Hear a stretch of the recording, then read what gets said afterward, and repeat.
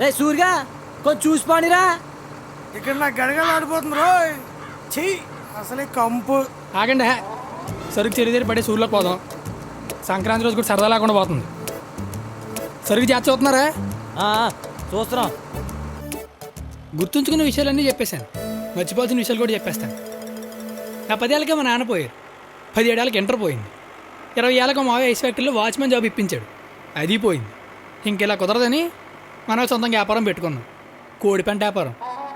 కోడిపెంట వ్యాపారం ఏంటి అనుకుంటున్నారా? మనుషులకి చేపలంటే ఎంత ఇష్టం, చేపల కోడిపెంటలో పురుగులంటే అంత ఇష్టం.